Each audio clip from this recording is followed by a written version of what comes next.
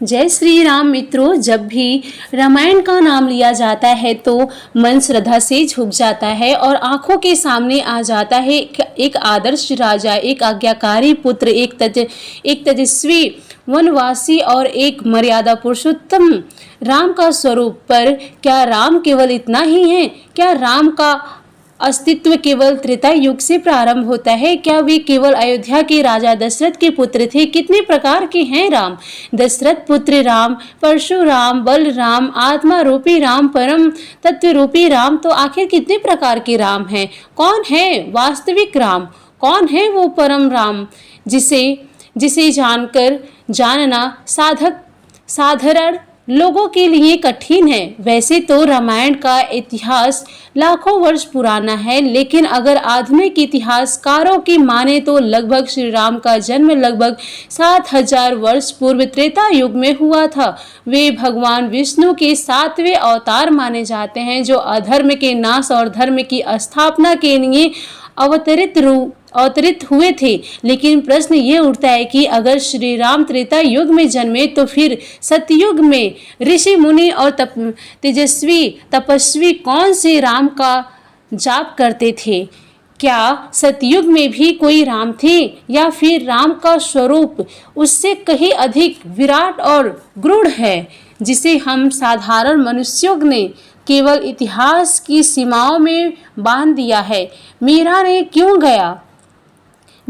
क्यों गाया राम रतन धन पायो? मीराबाई तो स्वयं श्री कृष्ण की महान भक्त थी, फिर उन्होंने पायो जी मैंने राम रतन धन पायो क्यों गाया? उन्हें तो कृष्ण रतन कहना चाहिए था। तो क्या यह राम कोई और है, या फिर राम एक ऐसा सर्वव्यापक तत्व है जो केवल एक ऐतिहासिक पुरुष नहीं बल्कि एक शाश्वत चेतना है? कल्पना कीजिए, एक ऐसा नाम जो कल युगों से संतों की साधना में गूंजता रहा हो, जो वेदों की ऋचाओं से लेकर भक्तों के हृदय तक निरंतर प्रतिनिधित्व होता गया हो।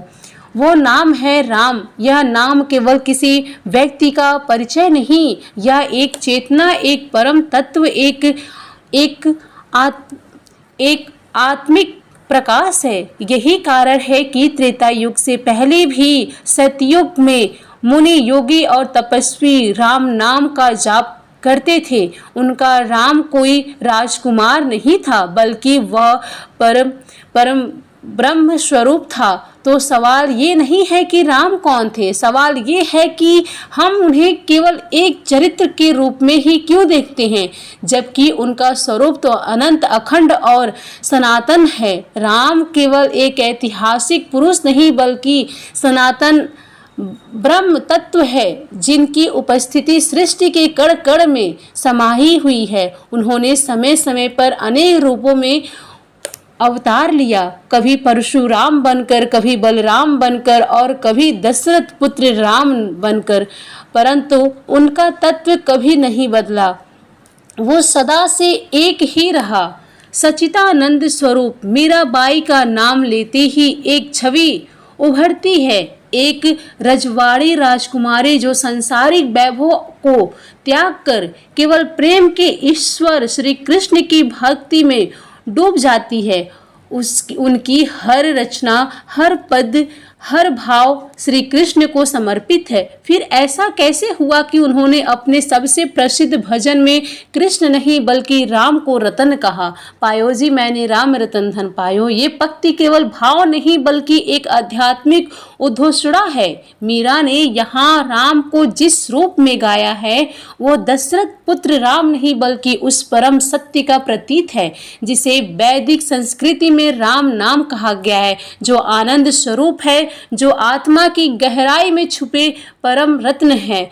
समान है। मीरा के लिए राम और कृष्ण दो अलग नाम नहीं बल्कि एक ही परमात्मा के दो मधुर स्वरूप हैं। मीरा जानती थी कि ईश्वर रूपों में बटा नहीं होता, वे तो बस प्रेम में प्रकट होता है। राम का अर्थ मीरा के लिए था वो आनंद, वो रत्न, वो ब्रह्म तत्व जिसे पाकर आत्मा मुक्त हो जाती है। मीरा ने कभी भी नाम को केंद्र नहीं बताया, उन्होंने तो नाम में विराजमान भाव और तत्व को साधा। उनके लिए राम नाम उसी परमात्मानंद का प्रतीक था जो उन्होंने कृष्ण की भक्ति में पाया। इसलिए उन्होंने कृष्ण रतन नहीं कहा, क्योंकि राम नाम उनके लिए उस अद्वितीय रत्न का पर्याय बन चुका था, एक ऐसा आध्यात्मिक खजाना जो उस किसी एक अवतार तक सीमित नहीं था। राम यहाँ व्यक्ति नहीं, परमात्मा को वह स्वरूप शक्ति है जिसे साक्षात कर लेना ही सबसे बड़ा धन है, और यही धन मीरा को प्राप्त हुआ था। एक दिन कबीरदास जी गहन भाव से राम नाम का जप कर रहे थे, तभी कुछ मूर्ख और अज्ञानी लोग वहां पहुंचे और व्यग्यपूर्ण स्वर में पूछने लगे, कबीर कौन से राम का भजन कर रहे हो? कबीर जी ने सहज भाव से उत्तर दिया, राम का भजन कर रहा हूँ। यह सुनते ही वे लोग ठहाका लगाकर बोले, अरे लेकिन कौन से राम? एक राम तो दशरथ का बेटा है, दूसरा घट घट में लेटा है, तीसरा राम वो है जिसने यह सारा सृष्टि पसारा है, और चौथा वो है जो सबसे न्यारा है। बताओ इसमें से कौन सा राम तुम्हारा है? यह प्रश्न सुनकर कबीर जी के भीतर एक गहरा संशय उत्पन्न हो गया। वे सोचने लगे कि क्या वास्तव में राम अनेक हैं? क्या मैं अब तक जिसे जब तक आया हूँ उसे मैं ही इसे जानता भी नहीं या नहीं हूँ, जानता हूँ या भी नहीं? इसी भ्रम और जिज्ञासा को लेकर वे तुरंत अपने गुरु के पास पहुंचे और सारी बात विस्तार में बताई। गुरु जी ने शांत मुस्कान के साथ उन्हें देखा और कहा, बेटा ऐसे प्रश्न करने वाले जीवन भर मिलते रहेंगे। ईश्वर की अनुभूति हर व्यक्ति अपने अपने चश्मे से करता है। कोई उसे ब्रह्म कहता है और कोई ईश्वर, कोई अल्लाह और कोई भगवान, लेकिन नामों की भिन्नता से सत्य एक नहीं बदलता। जो राम दशरथ का पुत्र है वही घट घट में व्याप्त है, वही राम इस संपूर्ण सृष्टि का विस्तार है, और वही सबसे न्यारा भी है, क्योंकि सृष्टि को रचने के बाद भी वो स्वयं उसमें लिप्त नहीं होता। यही उसका दिव्य अपरिग्रही और न्यारा स्वरूप है। गुरु जी ने समझाया कि जैसे एक ही पिता अपने परिवार में दादी का बेटा, माँ का पति, बुआ का भाई और नानी का दामाद होता है, वैसे ही राम भी एक ही हैं, पर उनके अनेक स्वरूप हैं। यह सुनकर कबीर जी का भ्रम मिट गया और वे पुनः राम का नाम जपने लगे। कुछ दिन बाद वही अज्ञानी लोग दोबारा आए, बोले, कबीर अब तो बता कौन सा राम है तेरा? कबीर जी मुस्कुराए और बोले, पहले तुम मेरे एक दोहे का उत्तर दो। एक बाप तेरी दादी का बेटा, एक बाप तेरी बुआ का भाई, एक बाप तेरी माँ का पति, एक बाप तेरी नानी का जमाई, तो बता तेरे कितने बाप हैं? यह सुनते ही वे लोग दंग रह गए और सिर झुकाकर चुपचाप वहां से चले गए।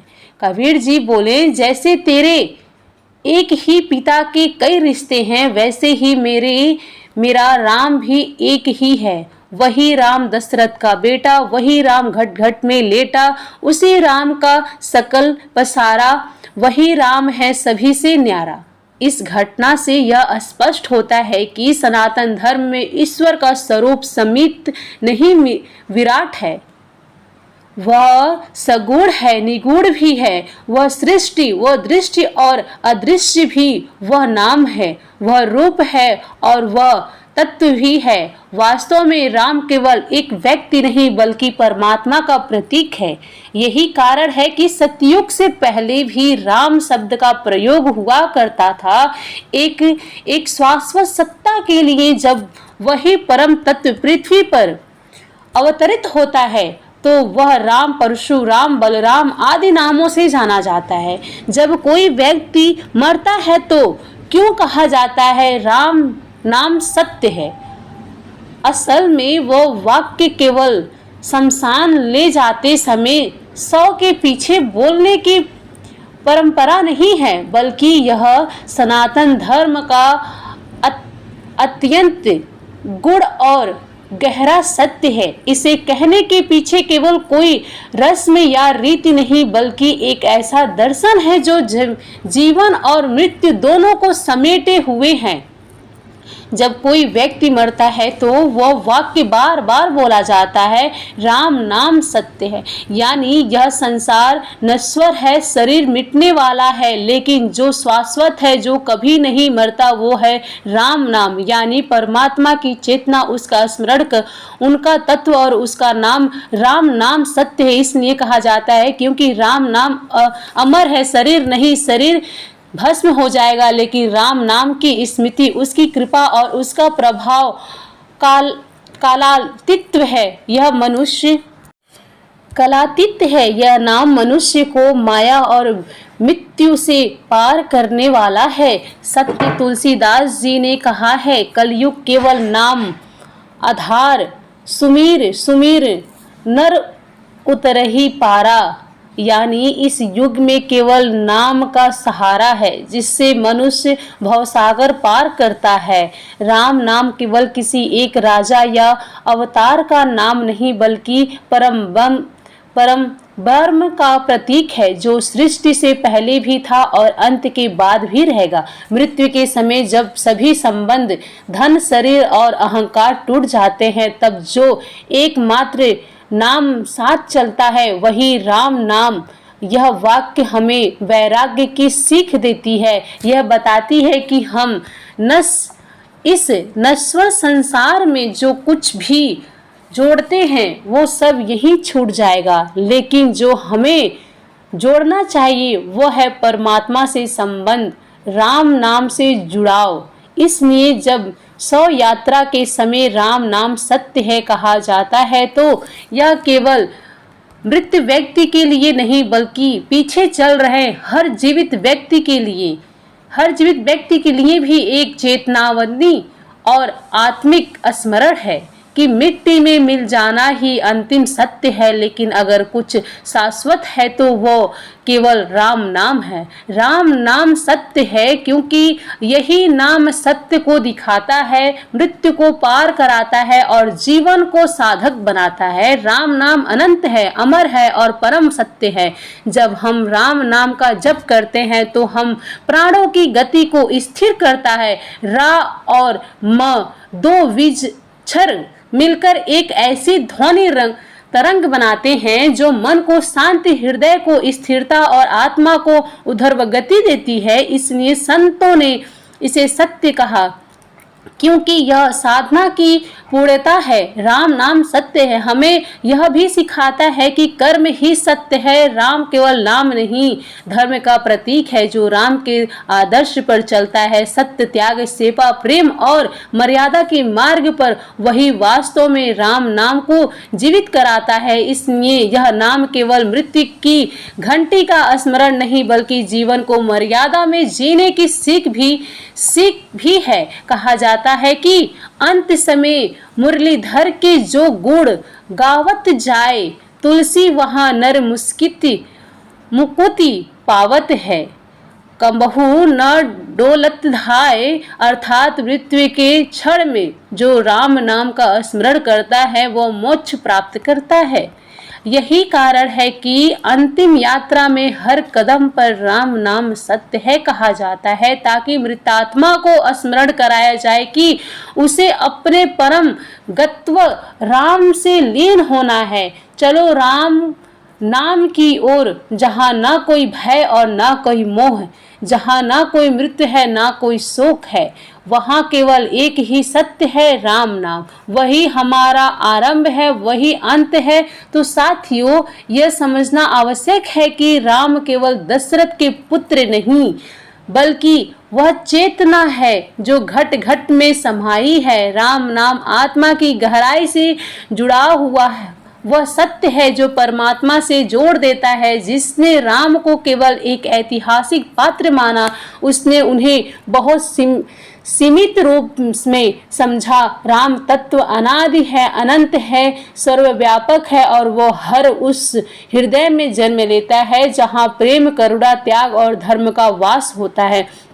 साथियों, अगर आपको ये कथा ज्ञानवर्धक और हृदय स्पर्शी लगी हो तो कमेंट में जय श्री राम अवश्य लिखिएगा और मेरे वीडियो को शेयर कीजिएगा और एक लाइक पक्का कीजिएगा। आप सभी का एक लाइक मुझे बहुत ही हिम्मत और प्रेरणा दिलाती है आगे बढ़ने के लिए, तो एक लाइक पक्का कीजिए। फिर मिलेंगे नेक्स्ट वीडियो में नेक्स्ट जानकारी के साथ। और हाँ, इस वीडियो पे, इस चैनल पे व्रत रिलेटेड से लेकर के सारी जानकारी आप सभी को मिल जाएगी एक ही वीडियो में, तो वीडियो को सब्सक्राइब जरूर कर लीजिए और चैनल में जुड़े रहिए।